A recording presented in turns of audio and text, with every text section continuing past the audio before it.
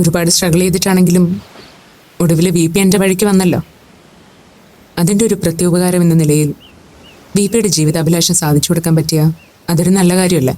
വേണോ അപ്പോ? VP അങ്കിളിന് വേണ്ടി മാത്രമല്ല, നീ പറഞ്ഞ പോലെ നീ IAS എഴുതിയെടുത്താൽ അതൊരു ചരിത്രമാവും. നിന്നെ കളിയാക്കിയവർക്കും ഒറ്റപ്പെടുത്തിയവർക്കും പരിഹസിച്ചവർക്കും കൊടുക്കാൻ പറ്റുന്ന ഏറ്റവും നല്ല മറുപടി തന്നെയായിരിക്കും അത്. യെസ്, അങ്ങനെ ഒരു മറുപടി തന്നെയാണ് ഞാൻ ഉദ്ദേശിക്കുന്നത്. അതുകൊണ്ട് ഒന്ന് മനസ്സിരുത്തി പഠിക്കുകയും പ്ലാൻ ചെയ്യുകയൊക്കെ വേണം. അത് നിന്നോട് ഷെയർ ചെയ്തത് ചില കാര്യങ്ങളിൽ എനിക്ക് നിന്റെ ഹെൽപ്പ് കൂടി വേണ്ടി വരുമെന്ന് പറയാനാ. അത് പിന്നെ പ്രത്യേകിച്ച് പറയണോ? എന്ത് വേണമെന്ന് നീ പറഞ്ഞാ മതി. എനിക്ക് അതിന്റെ നോട്ട്സ് ഒക്കെ ഒന്ന് വേണം.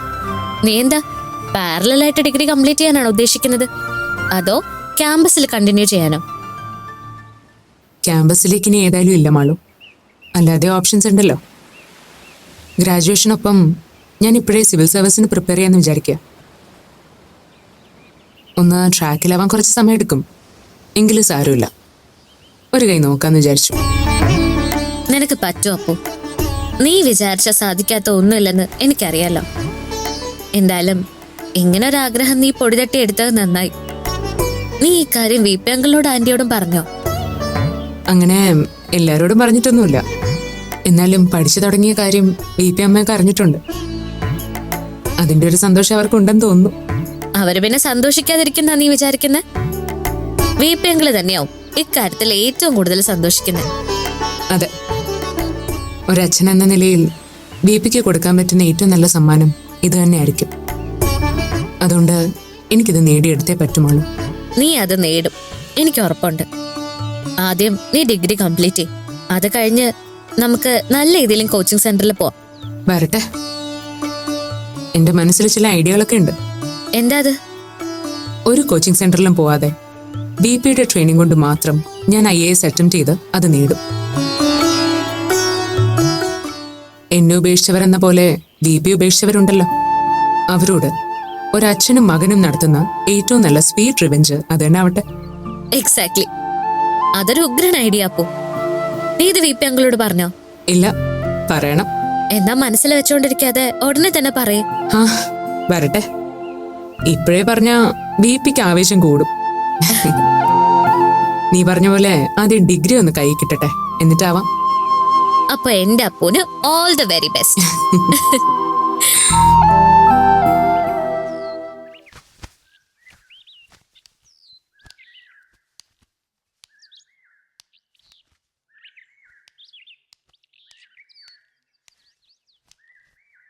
അല്ല, ഇവിടെ ഇതൊക്കെ ചെയ്യാൻ നീയേ ഉള്ളോ ഡേയ്സമ്മേ? ആ പെങ്കൊച്ചെവിടെ പോയി? ഇതൊക്കെ എനിക്ക് ചെയ്യാവുന്ന ജോലിയല്ലേ ഉള്ളൂ ത്രേസ്യാമ്മച്ചി. ആ, അതൊക്കെ അത്രേ ഉള്ളൂ. എന്നാലും എത്രയെന്ന് വെച്ചാ ഇവിടുത്തെ ജോലിയല്ല നീ ഒറ്റയ്ക്ക് ചെയ്യുന്നത്. വീട്ടില് കൂട്ടിന് മരുമോളൊരുത്തി ഉള്ളപ്പോ നീ എന്തിനാ ഇങ്ങനെ കിടന്ന് കഷ്ടപ്പെടുന്നേ? അതിനിതൊക്കെ ഒരു കഷ്ടപ്പാടാണോ അമ്മച്ചി? എനിക്ക് നേരം പോകാൻ ഇതുപോലെ എന്തെങ്കിലുമൊക്കെ ഒരു ചെറിയ ജോലി വേണ്ടേ? അത് നേരാ. അല്ല ഡേയ്സി, അവളിവിടെ ഇല്ലേ? മാള് പുറത്തെവിടെയോ പോയതാ ത്രേസ്യാമ്മച്ചി. പുറത്തെവിടെ പോവാൻ? എവിടേക്കാന്ന് നീ ചോദിച്ചില്ലേ? അങ്ങനെ കൃത്യമായിട്ടൊന്നും എന്നോട് പറഞ്ഞില്ല. ചിലപ്പോ അപ്പൂന്റെ കൂടെ പോയതായിരിക്കും.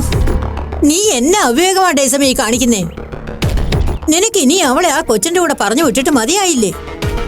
ദേ, പെങ്കൊച്ചുങ്ങൾക്ക് സ്വാതന്ത്ര്യം കൊടുക്കണമെന്നൊക്കെ നീ പറയും. പക്ഷെ അധികമായാലേ അമൃതും വിഷമാണെന്ന് നീ മനസ്സിലാക്കണം. വെറുതെ അല്ല അവക്ക് നിന്നെ തീരെ പേടിയില്ലാത്തത്. അതിന് മാളു എന്തിനാ എന്നെ പേടിക്കുന്നേ? നീ ഇങ്ങനെ സമത്വവും പറഞ്ഞോണ്ട് നടന്നു. അതെ, എല്ലാ കാര്യത്തിലും വേണ്ട, പക്ഷെ ഇതുപോലുള്ള ചില കാര്യങ്ങളില് നമ്മളൊരു വര വരയ്ക്കണം. ആ വരയ്ക്കപ്പുറം വീട്ടിലെ പെങ്കൊച്ചുങ്ങളെ പോകാൻ അനുവദിക്കരുത്.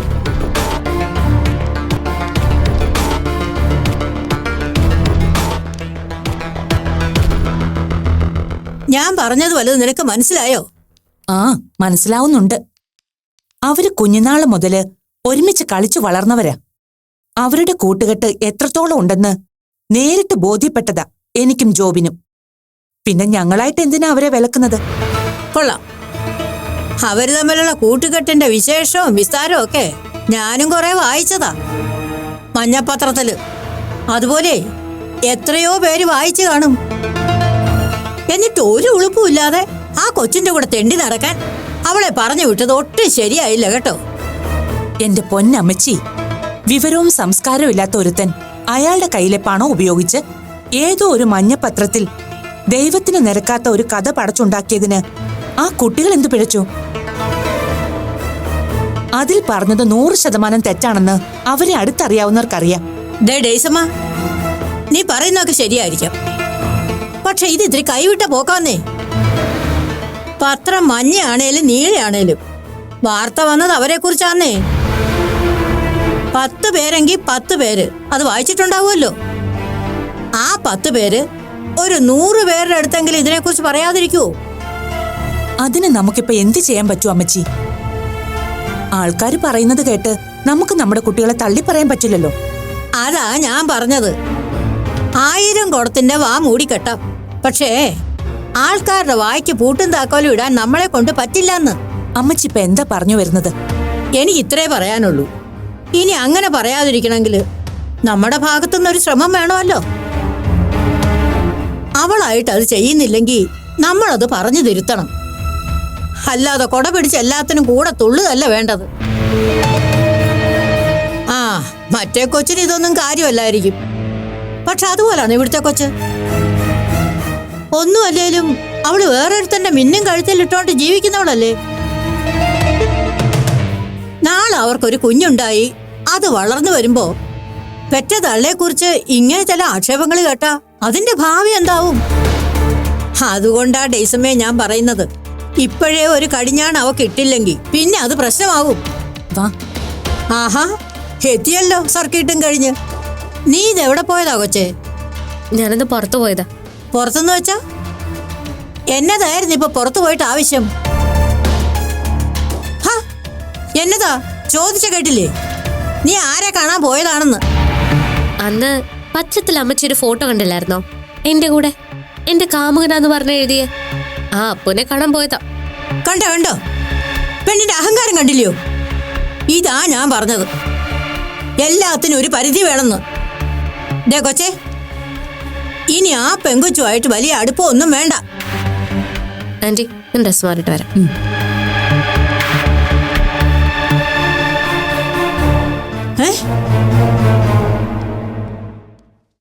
നീ എന്നതാടി അവള് പറഞ്ഞൊന്നും കേട്ടില്ലേ?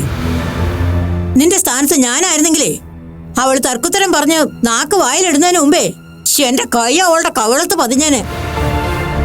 അമ്മച്ചി ഇതെന്തറിഞ്ഞിട്ടാ? നിങ്ങൾ മരുമക്കളുടെ അടുത്ത് പെരുമാറിയ കാലം പോലെ അല്ല ഇപ്പൊ അങ്ങനെ തല്ലാനും ശാസിക്കാനും ഒക്കെ ചെന്നാലേ പിള്ളേര് കൈയും കെട്ടി നോക്കി നിൽക്കൊന്നുമില്ല. ഓ, അപ്പൊ നീ അവളെ പേടിച്ചാ ഇവിടെ ജീവിക്കുന്നതല്ലേ? അങ്ങനെ പേടിച്ച് ജീവിക്കേണ്ട കാര്യമൊന്നും എനിക്കില്ല.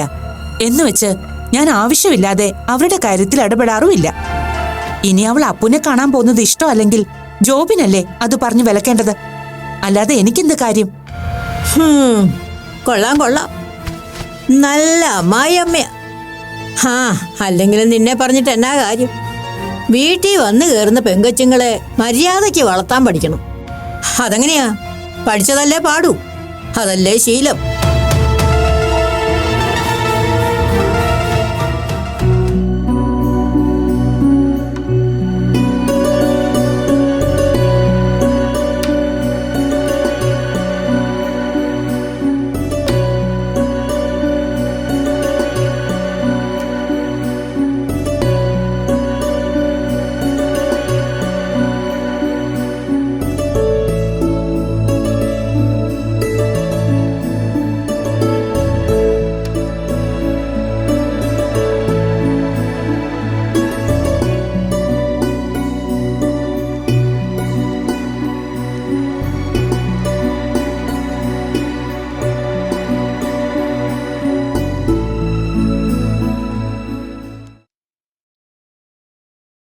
എന്താ അമ്മച്ചി?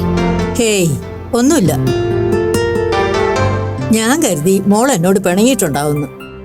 അതിന് ഞാനെന്തിനാ ഒരു കാര്യമില്ലാതെ അമ്മച്ചിയോട് പിണങ്ങുന്നേ? അല്ല, ഞാൻ വഴക്ക് പറഞ്ഞപ്പോ മോക്ക് ദേഷ്യമായില്ലേ? ഏയ്, ഞാൻ ദേഷ്യപ്പെട്ടതൊന്നും അല്ലെന്നേ. അമ്മച്ചി ചോദിച്ചതിനുള്ള മറുപടി പറഞ്ഞതല്ലേ ഉള്ളൂ. അതത്രേ ഉള്ളൂ. എന്നാലും ആ കൊച്ചുമായിട്ട് നിനക്ക് അങ്ങനെയൊന്നും ഇല്ലെന്ന് അമ്മച്ചിക്ക് അറിയാം. അപ്പൊ സത്യം എന്താണെന്ന് അമ്മച്ചിക്ക് അറിയാം. എന്നിട്ട് പിന്നെന്തിനാ വെറുതെ എന്നെ അപ്പൂനെയും കുറ്റപ്പെടുത്തിയത് അത് മോശമല്ലേ അമ്മച്ചി? എന്തു മോശം? എന്റെ മോളെ, നീ ആളൊരു പാവമാണെന്ന് നിന്നെ കണ്ടപ്പോഴേ എനിക്ക് മനസ്സിലായി. പക്ഷേ എല്ലാവരും നിന്നെ പോലെ ശുദ്ധഗതിക്കാരാവണമെന്നില്ലല്ലോ. എല്ലാവരുടെയും കാര്യം എനിക്കറിയില്ല, പക്ഷെ അപ്പു പാവ, അതെനിക്ക് വളരെ വ്യക്തമായിട്ട് അറിയാം. എന്ത് പാവം? അവള് പാവമായിരുന്നെങ്കിലേ. ഓ എന്റെ ത്രേസ്യ അമ്മച്ചി, അവളല്ല, അവൻ. അപ്പൂപ്പ ആൺകുട്ടിയാ. എന്നെ ആൺകുട്ടി? നീ ഒന്ന് ചുമ്മാ തരുവച്ചേ. ആണാ കൊച്ചു മാത്രം പറഞ്ഞ ആണാവൊന്നും ഇല്ലല്ലോ. അതിനെ ദൈവം തമ്പുരാൻ കൂടെ മനസ്സ് വയ്ക്കണം. അപ്പൊ അമ്മച്ചി അതൊന്നും അറിഞ്ഞില്ലേ? അപ്പുവിന്റെ കാര്യത്തില് ദൈവം തമ്പുരാൻ മനസ്സ് വെച്ചു. അതുകൊണ്ടല്ലേ അപ്പുവിന്റെ അച്ഛനും അമ്മയും പോലും അതിന് സമ്മതിച്ചത്. ഓ, അപ്പനും അമ്മയും സമ്മതിച്ചതിന്റെ മഹിമയൊന്നും നീ എന്നോട് പറയണം. സ്വന്തം മക്കളെ നല്ല ചൊല്ലും തല്ലും കൊടുത്ത് വളർത്താത്തതിന് കുഴപ്പമായതൊക്കെ. അവരുടെ സ്ഥാനത്ത് ഞാനും എൻ്റെ കെട്ടിയോനും ആയിരുന്നെങ്കിലേ ഇങ്ങനൊരാഗ്രഹം ഉണ്ടെന്ന് പറഞ്ഞ് മുഴുവിപ്പിക്കാൻ സമ്മതിക്കില്ല. അതിനു മുമ്പ് തൊടയിലെ തൊലി പുളിങ്കമ്പയിൽ ഇരുന്നേനെ. അതോടെ അവളുടെ പൂതി അങ്ങ് തീർന്നേനെ. എല്ലാവർക്കും അമ്മച്ചിയുടെ കെട്ടിയോനെയും പോലെ ആവാൻ പറ്റില്ലല്ലോ.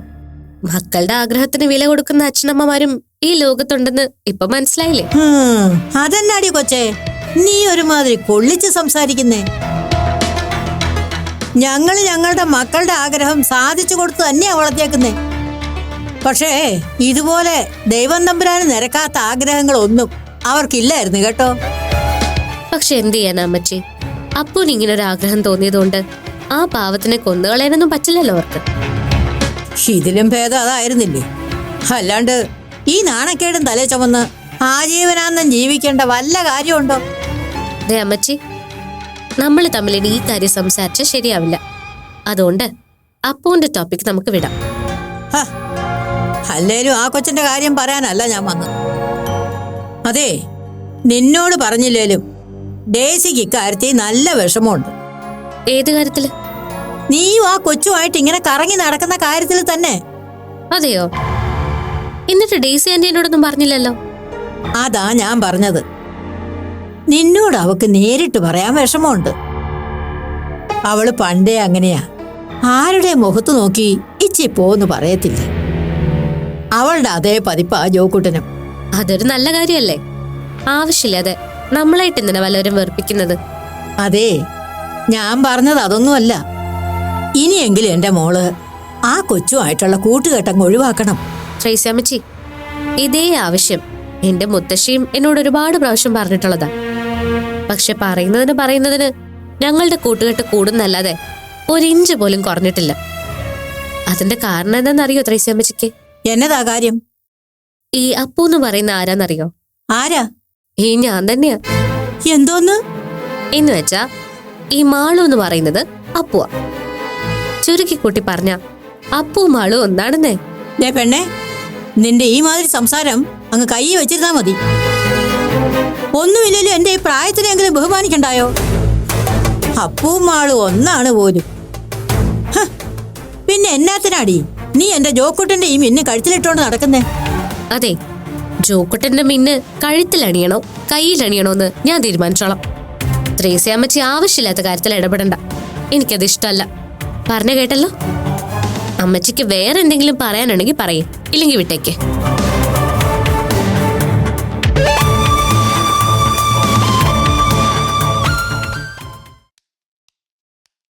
മാഡം, ഒരാൾ കാണാൻ വന്നിട്ടുണ്ട്. അതെയോ? ഞാൻ വരുമ്പോഴത്തേക്കും ആ കുട്ടിക്കൊന്ന് മെസ്സേജ് ചെയ്ത് കൊടുക്ക്. ഇപ്പൊ വരാട്ടോ. മാഡം. ആ നന്ദൻ, ഇരിക്ക്. എവിടെയായിരുന്നു ഇതുവരെ? ഒരു വിവരവും ഇല്ലല്ലോ. പാർലർ തുടങ്ങാൻ ബുദ്ധിയും സപ്പോർട്ട് തന്ന ആളിനെ പിന്നെ ഈ വഴിക്കൊന്നും കണ്ടതേയില്ലെന്ന് ഞാൻ കഴിഞ്ഞ ദിവസം കൂടെ ആലോചിച്ചതേ ഉള്ളൂ. ഈ ഒരു പേരുദോഷം കേൾക്കാതിരിക്കാൻ വേണ്ടിയാണ് ഇപ്പോഴെങ്കിലും ഇവിടെ കയറി മാഡത്തിനെ ഒന്ന് കണ്ടിട്ട് പോകാന്ന് വെച്ചത്. അതേതായാലും നന്നായി. പിന്നെ എന്തൊക്കെയുണ്ട് വിശേഷങ്ങൾ? എന്ത് വിശേഷം? കുറച്ചു നാൾ നാട്ടിലായിരുന്നു മാഡം. അവിടെ ശേഖരമാമന്റെ മോളുടെ കാര്യത്തിൽ ചില സെറ്റിൽമെന്റിന് വേണ്ടി പോയതാ. ആ കുട്ടിയുടെ ഡിവോഴ്സ് കേസ് എന്തായി? അയാൾ ഒഴിയാൻ സമ്മതിച്ചോ? ആദ്യമൊക്കെ കുറച്ച് അടവ് അഭ്യാസമൊക്കെ പറഞ്ഞ് നീട്ടിക്കൊണ്ടുപോകാൻ നോക്കി. ഒടുവിൽ നമ്മളായിട്ട് മുറുക്കേണ്ട രീതിയിലൊന്ന് മുറുക്കിയപ്പോ അയാൾക്ക് വഴങ്ങേണ്ടി വന്നു.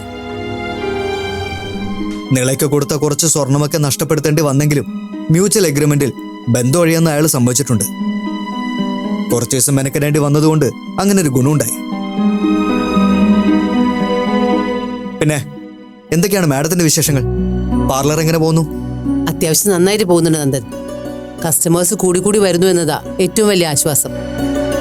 ഏതായാലും അന്ന് മാഡത്തിന് ഇങ്ങനെ ഒരു ബുദ്ധി തോന്നിയത് നന്നായി. ശരിക്കും പറഞ്ഞ അതെല്ലാം കൊണ്ടും ഒരു മാറ്റത്തിന്റെ തുടക്കമായിരുന്നല്ലോ. അപ്പുവിന് തിരിച്ചു വരാനും പണിക്കർ സാറിന് അപ്പുവിനെ ആക്സെപ്റ്റ് ചെയ്യാനും ഒരു മനസ്സുണ്ടാവാനൊക്കെയുള്ളൊരു തുടക്കം. പിന്നെ അപ്പു എന്ത് പറയുന്നു? തിരക്കാരാണ്, ഞാൻ വിളിച്ചിട്ട് കുറച്ച് ദിവസമായി. അപ്പു സുഖമായിരിക്കുന്നു നന്ദൻ. ഇപ്പൊ പഠിത്തം റീസ്റ്റാർട്ട് ചെയ്തു എന്നുള്ളൊരു ഗുഡ് ന്യൂസ് ഉണ്ട്. അതെയോ? അപ്പുവിന് അങ്ങനെ ഒരു ആഗ്രഹം മനസ്സിലുണ്ടായിരുന്നു. ഏതായാലും ഇപ്പൊ അത് തോന്നിയത് നന്നായി.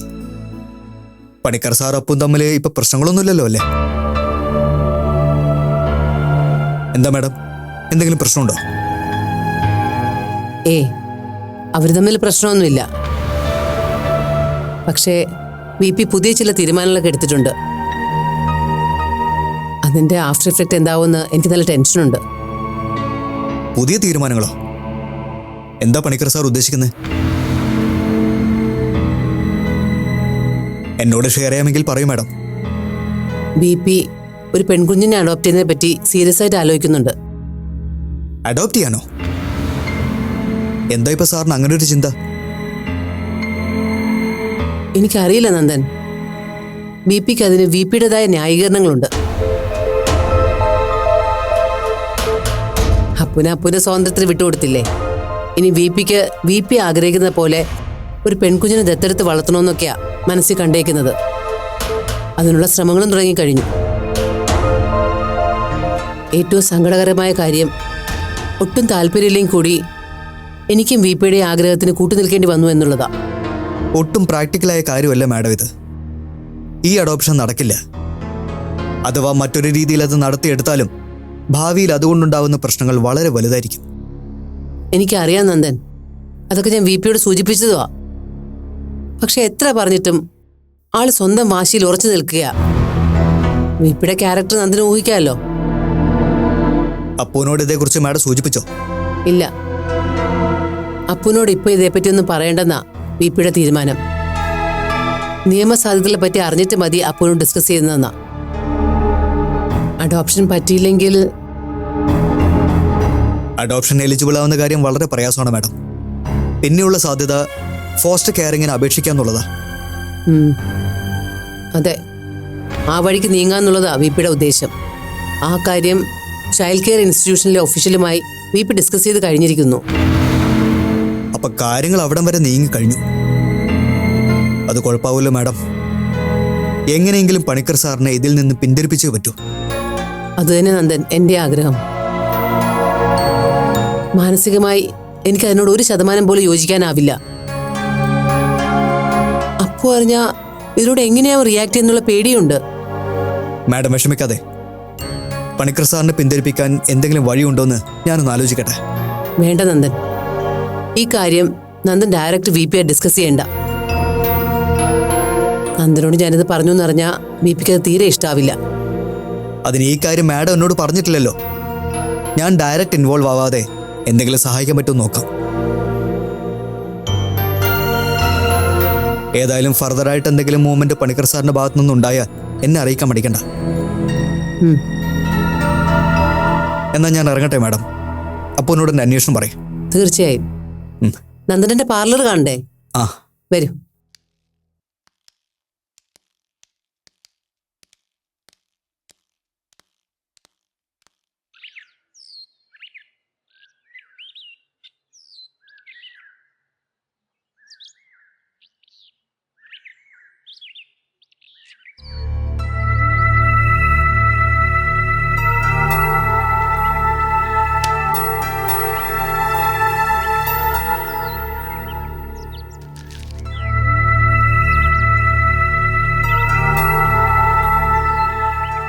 അനാമിക, അഞ്ജലി, അവനി, അർപ്പിത, അനിത, ഗായത്രി, ഗംഗ, കവിത, ശരണ്യ, ഹിമ, ഗാഥ. ഹലോ, ബേബിക്ക് ഇത് എന്തു പറ്റി? വല്ല കവിത എഴുതി തുടങ്ങാനുള്ള ഉദ്ദേശമുണ്ടോ? അതെന്താ?